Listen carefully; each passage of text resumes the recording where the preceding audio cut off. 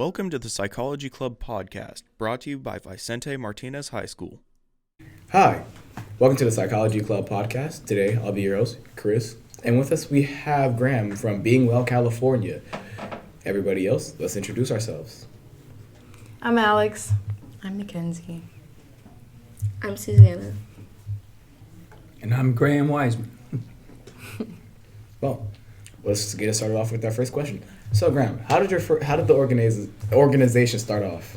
Sure. So, in 2013, I lost my son Colin to depression, and he took his life. After that, I had a couple parents from the school ask how the school had responded to this tragedy, and I didn't think it did very well. And so, over the course of about 3 years, these parents and I coordinated to address some of the anxiety, depression, and suicide ideation we were seeing in the schools. And we did that by advocating for wellness centers. And at the end of the fourth year, we actually had 4 wellness centers go in. That led us to broaden our horizons. So we worked with San Ramon School District, and we have 30 wellness centers going in there. And from that, we said, well, let's keep going. So let's go statewide. And once we decided that, we needed a nonprofit. And that's why we formed Being Well, California. What is the mission of Being Well, California? So it really is to address that anxiety, depression, and suicide ideation that we're seeing in students. And there's a research study out of the University of Michigan this year where they found that by having one caring adult, they reduced the death rate for the kids who were receiving that by 660%. And you find those caring adults in wellness centers. Tell us about the license plate contest. So the license plate is to raise the awareness of mental health. 1 in 4 students will deal with a mental health issue during their time in school. But often the student feels alone. They feel they're the only one that's really struggling with this. So sitting at a traffic light and seeing a license plate that says mental health awareness or something along that line, we're hoping we'll start that conversation and have people, get more comfortable about talking about their mental health. What are some stigmas regarding mental health? Well, there's a lot.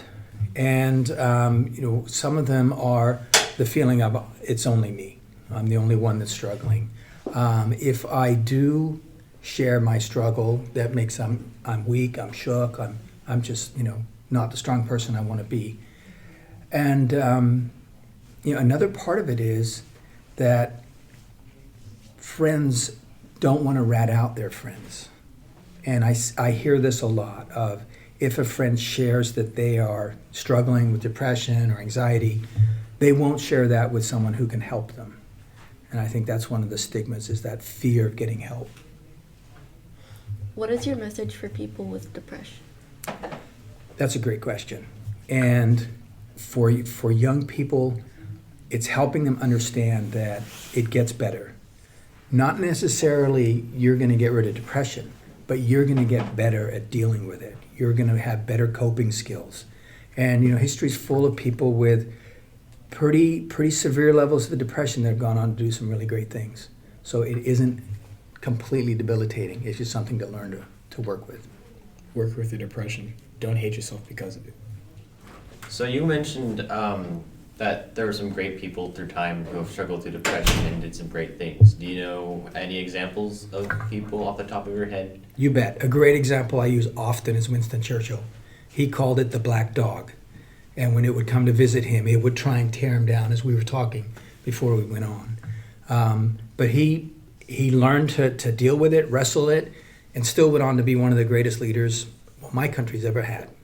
It's great. What can help young people get help? A big part is that willingness to discuss it. When we lost Colin, he was texting his friends that night. Nobody said anything.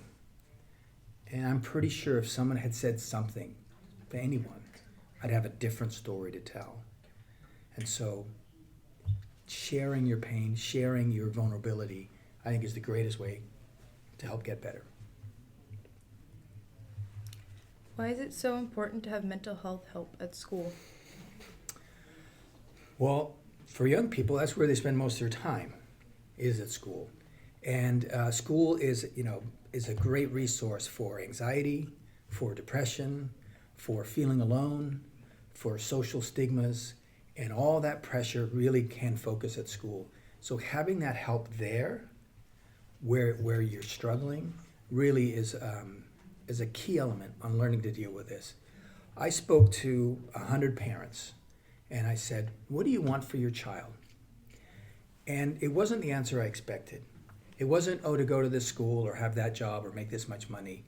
The parents wanted their children to have a happy, independent life. That's it. And if that's the goal, that's something we can all reach.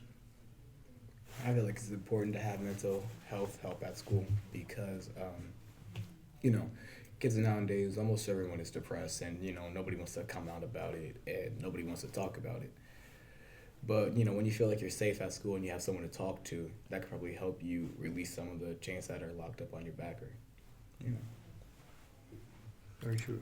I agree totally with that because when you're having all your problems and you need to talk to someone, having a counselor and talk to her like meeting and just helps so much.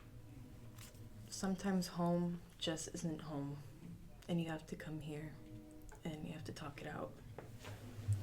I think it's important because school is mostly where we are right now. And it could be stressful, and it's better to talk it out than just hold it in. What are your favorite coping strategies? So for me personally, it's fishing. I really enjoy going fishing, and a lot of people go through life and never quite understand the goal of fishing isn't to catch fish. You're outdoors, you're connecting, you're taking time, and then when you do catch a fish, letting it go can be so symbolic of all the stuff that's been bothering you, of fighting it and letting it go. So I really enjoy fishing. Breathing in some of that fresh mountain air, It just hit different when you're alone. Wait, do you fish alone? Usually. And another question, Chris mentioned some coping mechanisms. Do you have any coping mechanisms you can offer up as you can do on your own without? Yeah. There's one I learned, and it was just following your hand. And I just follow the hand to one end, take a breath, follow your hand back, take a breath.